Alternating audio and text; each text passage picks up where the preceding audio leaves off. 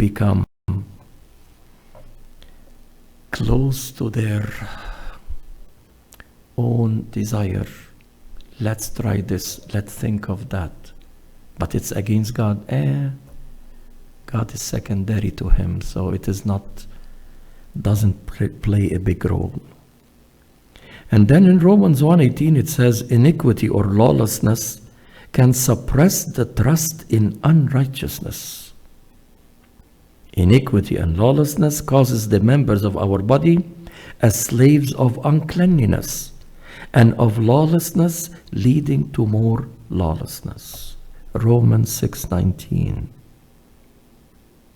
2 Thessalonians chapter 2 verse 10 says, and with all unrighteous deception among those who perish, because they did not receive the love of the truth, that they may be saved. Then, what is the solution? What's the cure? What's the remedy for that problem? We have it in 2 Timothy chapter 2 verse 19. It says, let everyone who names the name of Christ depart from iniquity. The name of Christ is the name of salvation, which terrifies demons. So this is in very short answering the main 5 questions about religion, science, and society. And probably one would say, but society says, well, who has the upper hand, society or God? Who am I going to give account to at the end? Society or God? Therefore, I recite with the apostles in Acts 5:29, we ought to obey God rather than men. If you have any questions.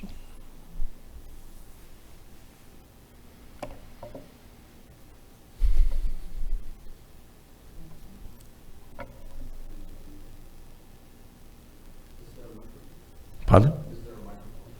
Yeah. Hold on.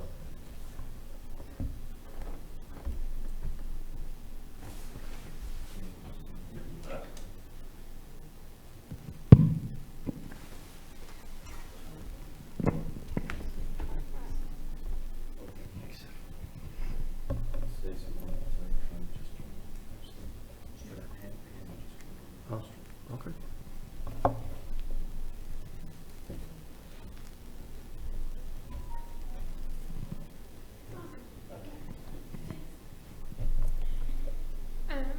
So just as a college student, when you think of science versus religion, especially for like millennials, we often like to think of things that are tangible or a thought-based process, which would be science, to explain just our lives, or whether it be medicine or whatever it is. So as a STEM major, how would you advise just us as believers in our science classes to be able to learn and educate ourselves about processes that we need for classes, but also then turn that into worship to God?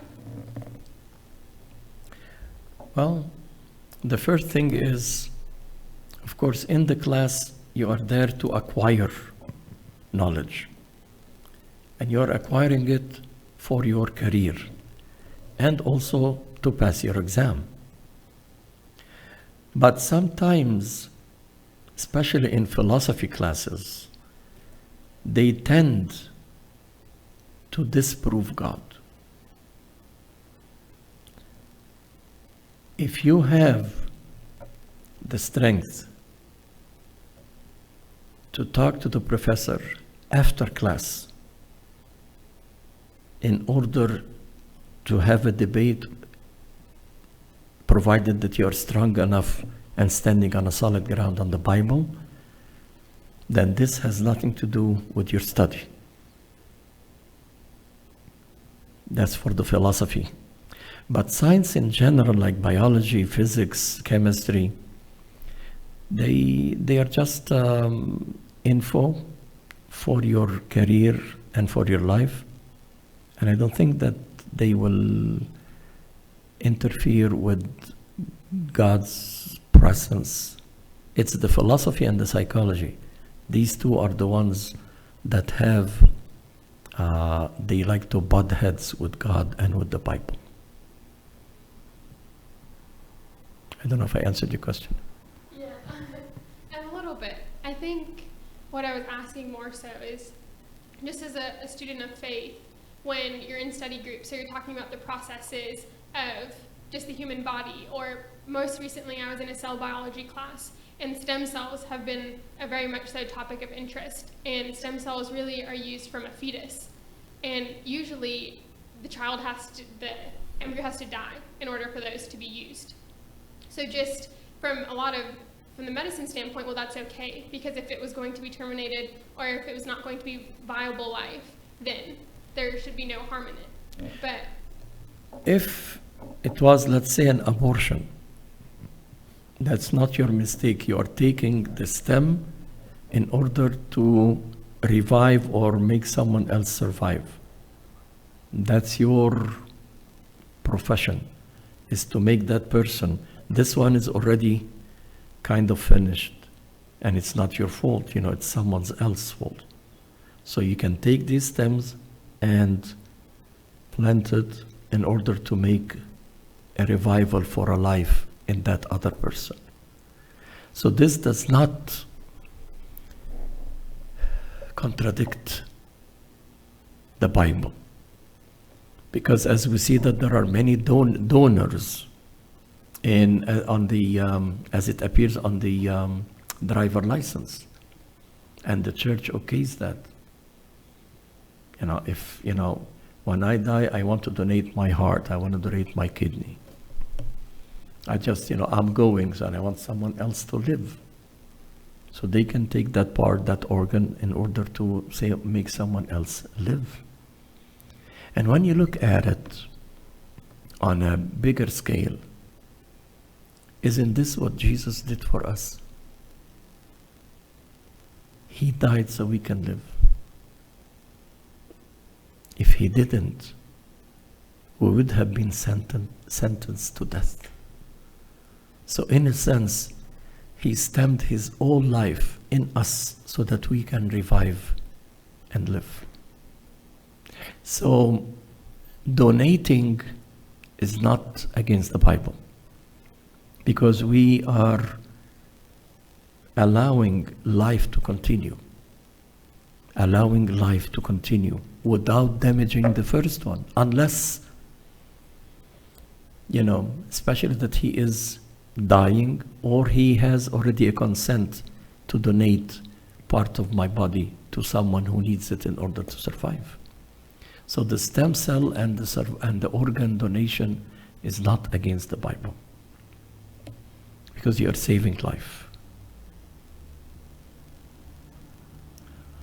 Did I answer your question? Yes. Okay.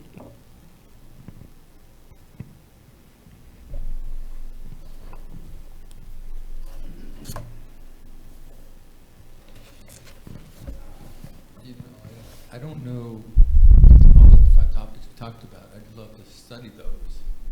We went through them pretty quickly.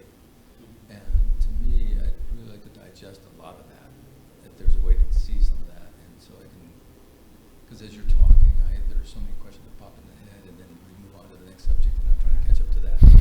And your questions were like spot on. I could never ask those questions, but those are the questions that I face with my own children every day. Especially science.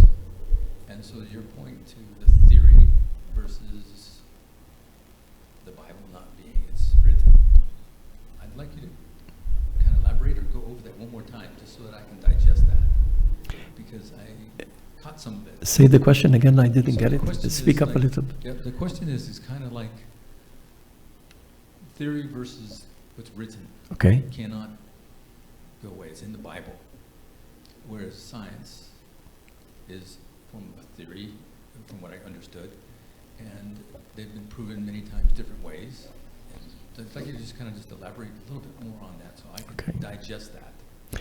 Science, as we said, is experimental and changeable. And as it progresses, it makes changes for the better. as it progresses, it makes changes for the better. The Bible is not a scientific book. The Bible is not an historical book. The Bible is a book about the relationship between God and man toward God.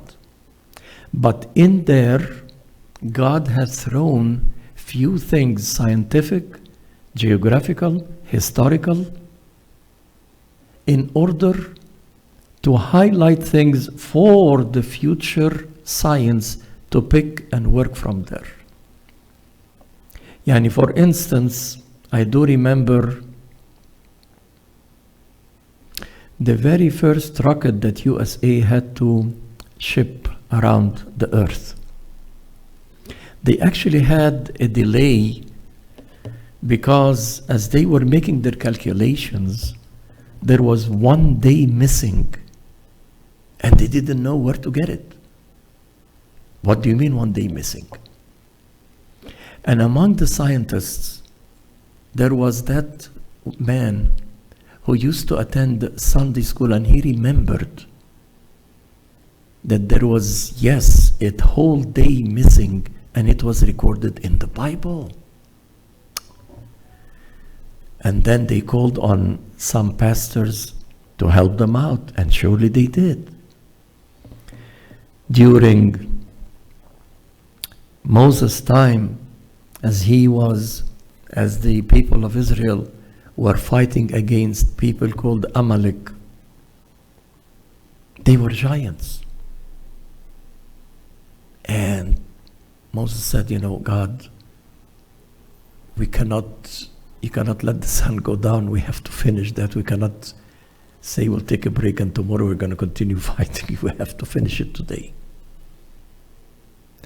And God made the sun not go down for 23 hours and few minutes.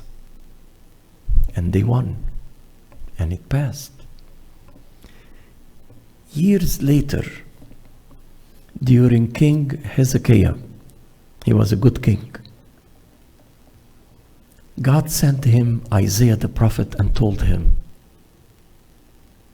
your days are counted. You have to be prepared. Repent, because you're going to meet God soon. And he left. The king stood toward Jerusalem and he started praying and crying. God had compassion on him.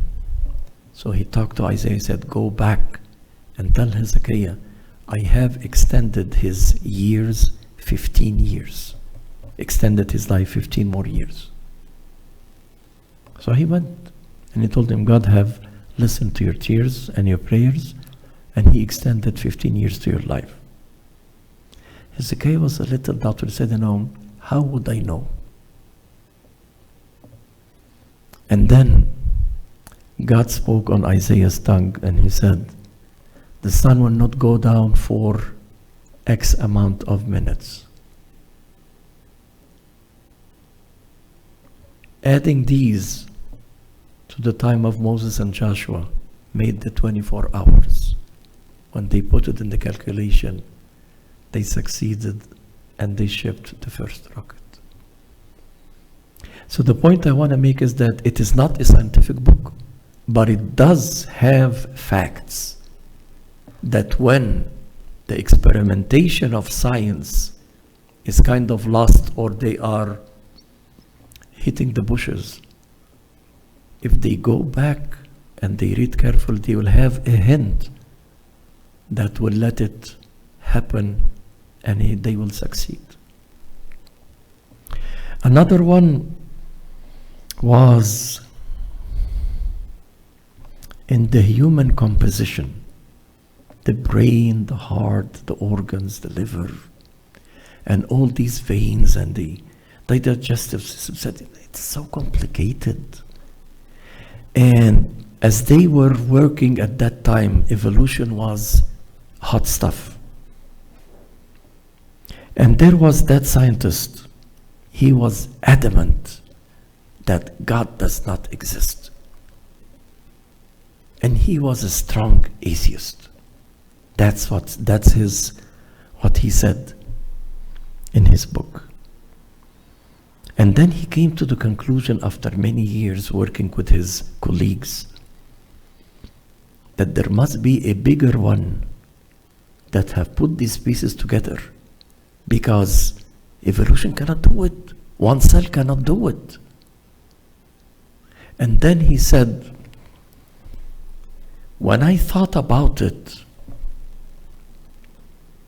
I thought about that.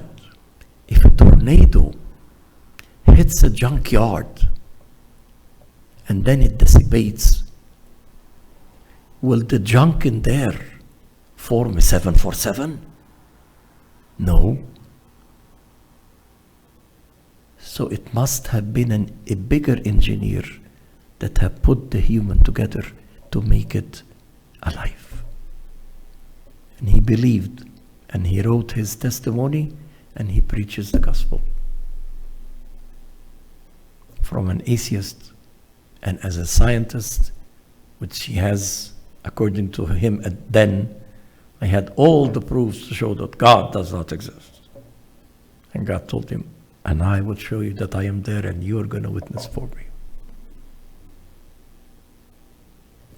So again, the Bible is not a science book, is not a history book, is not a geography book, but it does have facts in all areas that just by hinting, it can help me in my career. But it is a book about the relationship between me and God with humans. That's the main thing about the Bible. And through there, you get hints here and there concerning physics, concerning chemistry, concerning, biology, creation, whatever. And these hints have a lot of link to the studies of today and for ages to come.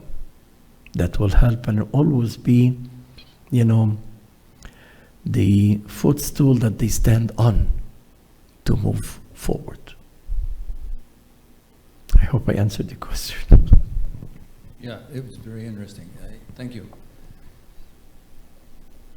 When I talk to people and they say things such as, and here we talk about science again, and it's always about religion or science and God and different things comparing. And my only answer to them is, he's the creator of all things. There's a scientific word for oxygen. You may know what that is. I don't. What do they call that in science? Oxygen. Just oxygen itself. O2. No, not like water, O2 or something like that, but there's just a scientific word that they used. Oxygen is what created life, not God. Mm. And how do you know that God didn't create that to create life? And that's where I go with it, is that you're believing that this organ or this organism or whatever this thing is, Molecule of oxygen is what created life. It does create life, but who created that molecule?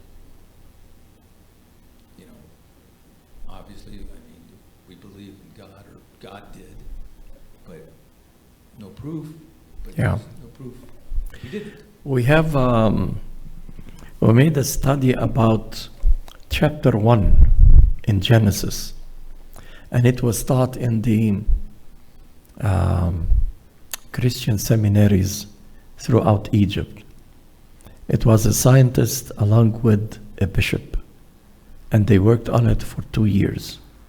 And every single line, I have the book, by the way, maybe we can take it one time and we can study it on several meetings.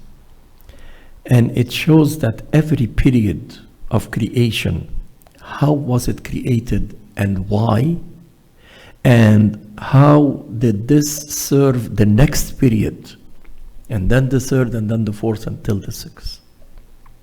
So maybe we can have that booklet, and we'll think about, see if we can print it and have it available along with the others too. It's a very interesting book, very interesting. And it really explains everything concerning science and religion, or science and the Bible rather. I'll make sure to have it within the next month or so. By next meeting, we'll have something ready. And it will be a very good answer for all the details in chapter 1, book of Genesis, for the creation, in every period and how and why. And every word that was mentioned had a scientific meaning. Every word had a scientific meaning that led to the next, to the third, to the fourth. I'll make sure to have that for you. Excellent. I'd like to be part of that at some point. But yeah, so, I mean, there's so many more things to ask. I don't know if you guys have any questions more, but that helps out a great deal with me because it helps me. If we start from the beginning, that really helps out a lot in my mind. There was another, you know, geometry and all that stuff and the numbers, all that stuff matches. It means something. It calculates out correctly. Yeah, I have it on. I just talk soft. Without geometry, or without all these numbers, you couldn't create buildings. You couldn't create the skylines that we do. So all of that, I believe, those numbers are true, and everything means.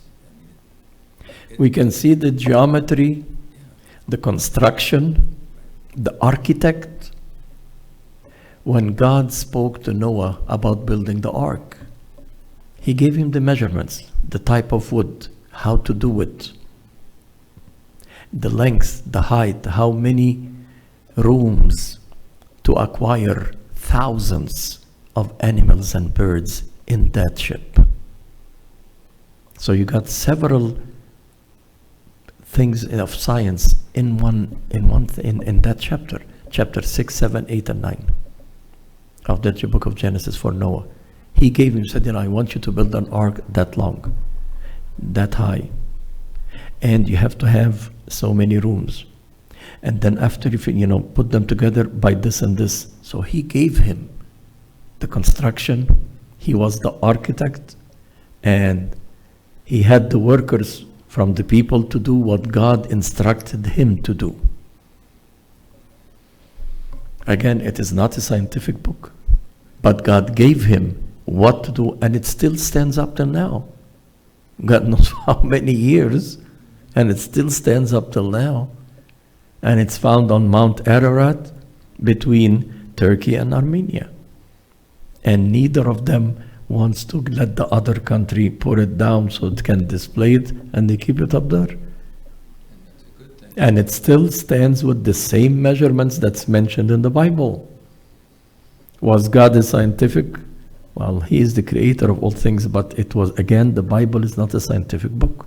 It's not a history book. It's not a geography book. But what he puts in there, you can pick and choose. And things matches and proves that yes, the way it was built, it was perfect. If it can stand for so many thousand years, it must have been, a perfect designer. Right. You don't even know what to have tools or whatever to use. Definitely they had their own tools to do it. But they had to make the tool to create that. Of course, yeah. And the strange thing about as a contemplation, about the ark, it said, the people that built the ark were not saved by the ark because they mocked at God and at Noah. And if you notice also that after the ark was completed, God brought all the animals 2 by 2 to Noah, and he started putting them where they belong inside the ark. And then finally he said, now go in there, and I, God, will shut the door. Noah did not shut the door, or any of his children shut the door. God shut the door. Because he said, when I do this, I will seal you, and you will not be damaged. So this also tells you that, during the process, God was thinking about the salvation of this family. He wanted the rest to be saved. But why did he flood the earth then? what type of sins did they commit in order to allow God, to destroy the earth or actually destroy humanity, except that family? It was mentioned about Sodom and Gomorrah. It was mentioned in Nahum, in the prophecy of Nahum about Nineveh. They had the certain mistakes and sins that really agitated God. And most of all is the sin of perversion. And that's what made God burn Sodom and Gomorrah. And they tried building Sodom and Gomorrah 3 times. And in every time they built it, a devastating earthquake happened twice in 2 of them. And the 3rd time, fire came from heaven, and they said, we'll stop.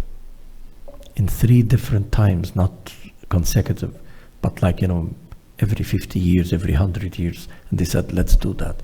God said, it will not be on earth again. So this tells us that,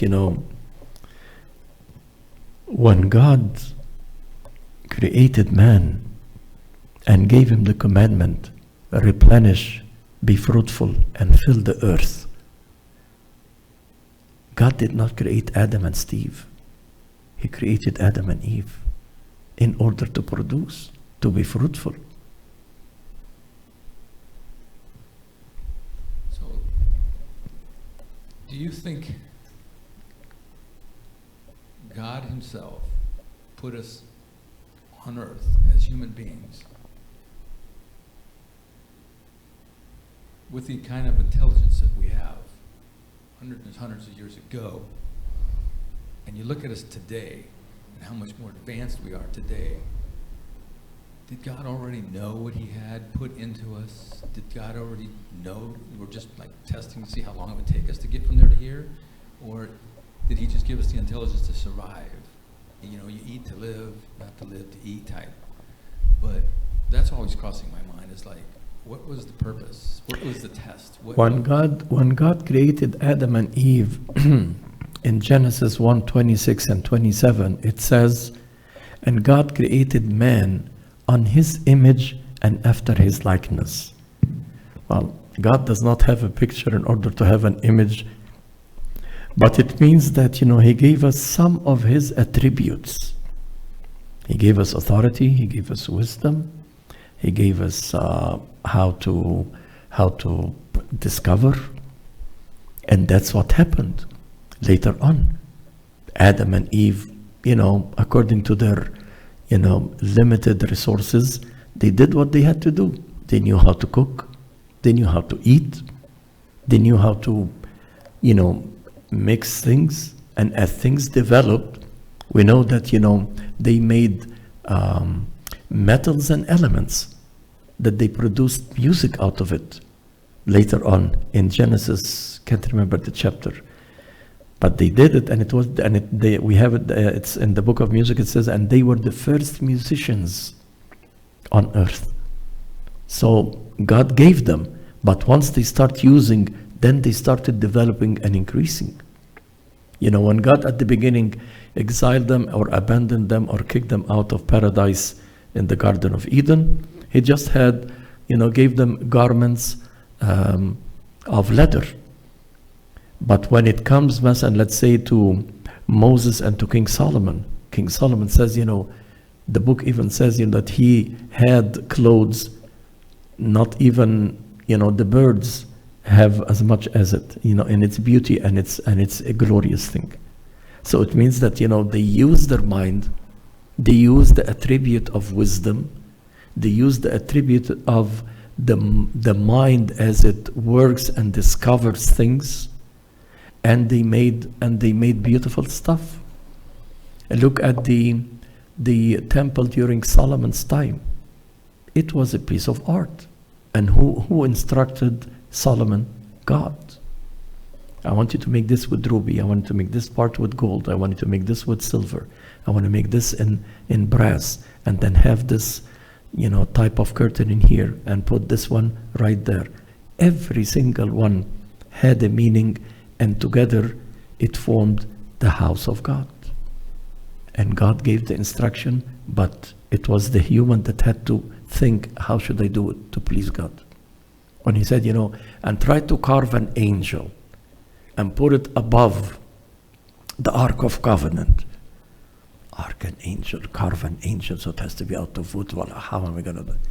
God gave them, the intellectuality, the thought, the wisdom, and they made it. And so when God created Adam and Eve after his image and likeness, he gave them some of his attributes in a relative way that we can handle. He cannot give me that much, I will not handle it. So he gave me what I can handle. And as I used it and progressed, then he said, I will increase it. I will give you more. As long as it's on the right path, I'll let you go. I'll give you more. It's just like I gave you something to invest and you succeeded. Said, okay, I'm going to trust you. I'm going to give you some more money in order to invest some more, and so forth. So originally, God created us as perfect as possible. It's only when disobedience happened and sin came in, that's when we started degrading.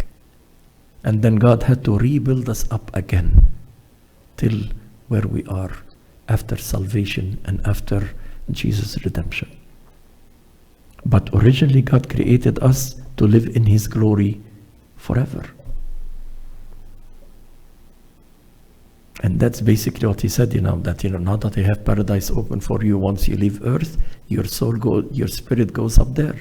And then there is judgment day. After judgment day, then those who were in paradise will go to eternity, and those who are in Hades will just go to hell for eternity also. So God prepared everything for us in order to share his glory and to be with him in glory. And he opened that and gave us a second chance after redemption again.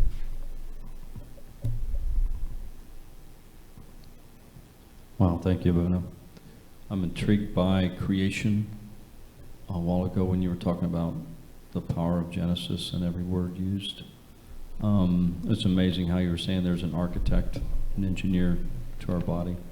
He molded us in clay, and then the breath of God, he breathed oxygen into us to give us life.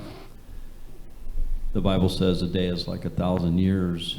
1,000 years is like a day. Do you think that comes into play during the time of creation to substantiate the firmament, the sea, the birds, the monsters, the sea creatures?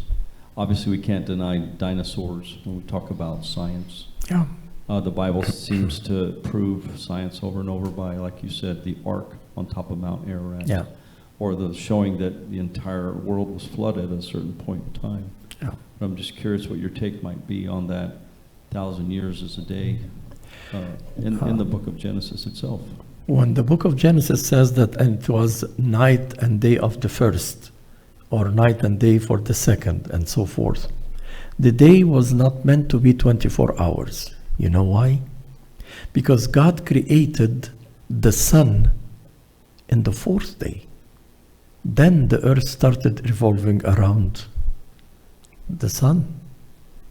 Then seasons, months, years, and time started. So what about the other three? So it's a period of time, not a 24-hour period. Then what about the word day? The word day in the Jewish tradition, it says that God showed Moses what happened in the first period. To him, it was in one day. So he said, and it was night and day of the first day of creation to him. But it was not a 24-hour. Because assuming that something like, quote unquote, a big bang happened, is this going to take a day? Is this going to take 24 hours to dissipate and to cool, blah, blah, blah, and make the earth, etc.? It's a period of time. So when science comes and says, oh, it's 1,000 years or 2 million years, fine, make it 10 million. It's not affecting my Bible. It's not affecting my faith. It's a period of time. It's a period of time. And it doesn't bother me. It doesn't shake my faith. So every period had its toll till it finished, and God said, now I can have the third period because now I have the first and the second, so the third can depend on them. Now I'm going to have the fourth. Now it can depend on the first three. And then the fifth. Like for instance, the fifth, it says, and he created the great whales. A whale at that time was not only fish or some creature in the sea. It was also the great, which we, science called the dinosaurs. At that time, only that animal, along with the circumstance that they needed to survive. Why did God create them? God created them for a period of time, and they were the only ones out of all the creatures that he created that he said, exactly like he said Adam and Eve, replenish, be fruitful, and fill the earth. Really? Why, God? He said, because these guys, after they die, more than 70 or 80% of their body is fat. When they get buried, along with the minerals in the ground and with the pressure combined, they make the oil, the petrol. So God created them so that they can be the future energy for the advanced man to use for his life. And when he said, this period was enough, it can last them for till kingdom come. Bye-bye dinosaurs. They went. Then he started creating the animals and the goats and the cows, and then he created at the end man on the sixth day to be the crown of his creation. So God was very organized. And when I print that book, just by reading it, that's an answer for all questions that goes in your mind. I hope I answered your question. Absolutely you did. It was perfect. Beautiful. Thank you. So now today, and this is what gets me all the time, is we draw barrels and barrels and billions of, gallons, if you will, of crude oil from the earth. And they talk about global warming and all the scientific stuff. And to me, it's really pretty logical. I'm not a scientist, but I know that if I poke a hole in my oil pan of my car, a tiny one, it's only going to let me go so far before the engine overheats, creates global warming, if you will, and seizes and stops. So what's your take on how we are as people taking from the earth, not giving to the earth, but we're taking that out of the center of the core that's keeping, in my mind, the earth cool. By drawing this crude oil out of the center of the core of the earth, is heating and heating internally. So what they talk about, the ring of fire or the North and South Pole melting, to me, it's, like I said, I'm not a scientist, but I just know that they say they replenish it, but they're replenishing it with steam as a filler. And I don't get all that. But my point is that how can we keep taking from this earth and continue to think that we're still going to exist? Physics showed that there is a law called a law of degeneration. Nothing is regenerated, but it degenerates till it ends. Just like the human life. I started X number of years and I keep going. And God says, your life ended. Come to me. It's a law of degeneration. So the same thing with the resources. We had that much during Adam and Eve. Now we've been using it. The law of degeneration. So that's the law. That's natural life. As we are using, yes, some of the things that we are using pollutes the air, the environment. And even when they designed or discovered rather the sprays, it's that caused the ozone layer to have a hole. And when you thought, when we think about the hole, we just think like, a hole. But actually, they said a hole means, at the size of Europe. That's why certain countries in Europe are the most that get skin cancer more than anybody in the world, because of the rays of the sun, because that ozone layer is not preventing it, because it's cut, it's open. So the rays hit the people, and they are the most that have skin cancer there. A law of degeneration. It doesn't mean that we are ending our life, but we are using resources. But eventually God did not create us to live for, after sin, not to live forever. If we didn't sin, yes, we would have lived forever, and probably, for after a while, in a spiritual manner.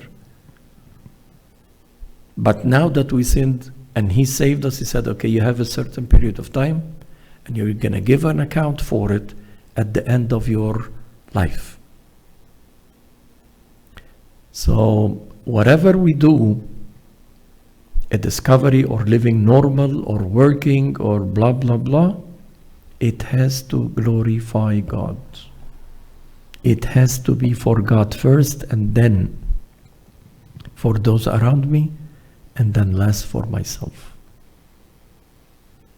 Then life will have a meaning. Working has a meaning. Spending will have a meaning. Advancing will have a meaning.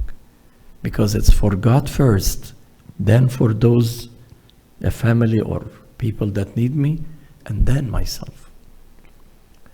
This is how the pyramid is. God, family, yourself. If you invert that, the pyramid doesn't stand and life collapses. God has to be on top. Everything else has to follow under. And that's where we got the word understand. Stand under God, and you will comprehend. I've met naturalists in my lifetime, and they are trying to hold on to everything that we have, kind of like what Russ was talking about here. But if they understood the Bible and Revelation, they would know that it's about to go under siege in the near future. But as Paul says, there will be a new heaven and a new earth at some point. And we take confidence in the fact that even though this earth is under the curse from the sin of creation, someday that will be lifted. And it's my understanding that a new heaven and a new earth will be in our presence. And it'll be nothing like the one that we live on right now. Yeah, of course, when God was talking about a new earth and new heaven, it doesn't mean this earth or that sky. He's just giving us what we can understand in our language. It's a new life. And life to us is earth, sky, heaven. Okay, new earth and new life for your understanding. But when you come, you will see that it's totally different. It's spiritual. Like, after we resurrect from the dead and attend the judgment, these bodies are not going to inherit heaven. As St. Paul said that it's going to be changed into an illuminated body. What's an illuminated body? Body is pretty close to that of the angels. So it can take the life eternal, because there is no food, there is no drink, there is no sleeping, there is no recreation. Our recreation and our happiness and our joy and our food and our everything is just by looking at God to be nourished. And it never ends. And it's constantly renewed. Because it's eternal. Sometimes we cannot comprehend because my mind is limited. My mind can analyze the limited, but I cannot comprehend the unlimited.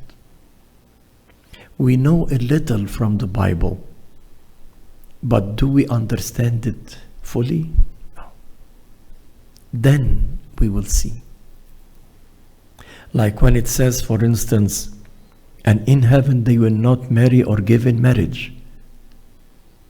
So some of the Bible commentators said, so therefore there are no need for genders. If we're not going to marry and give in marriage, so why do I need the gender?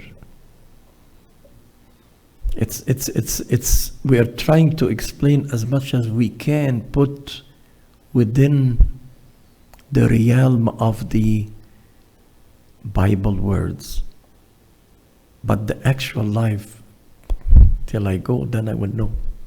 Like someone asked the late Pope Shenouda in his weekly meeting, he said, what is paradise like? And then he said, I didn't go to tell you, but if I go, I will not come back and tell you. So it's true. We are just inferring few things and putting them, of course, and when we take something to infer from, I have to take the rest to have the fuller picture. Because some people and some sects take a verse and they build a faith on it. It's not right. When it talk about baptism, then you have to take the whole Bible and see what does it say about baptism. When it talks about salvation, I have to take the whole verses in the Bible that talks about salvation to find out what is salvation. Then I have the biblical and authentic meaning, not just take a verse and run with it. Thank you, Bruno. Yes.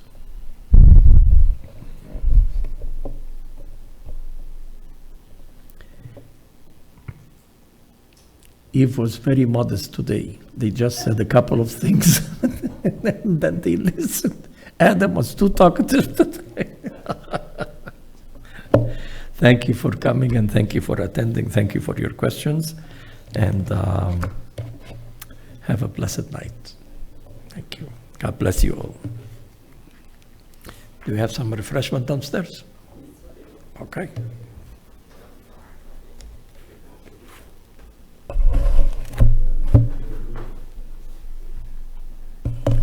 Let me close the mics and the air conditioner and then follow you. Yes. I don't think the air's on. No, I put it on. Oh, you're trying to. I put it on. I'm going to post it. That's okay.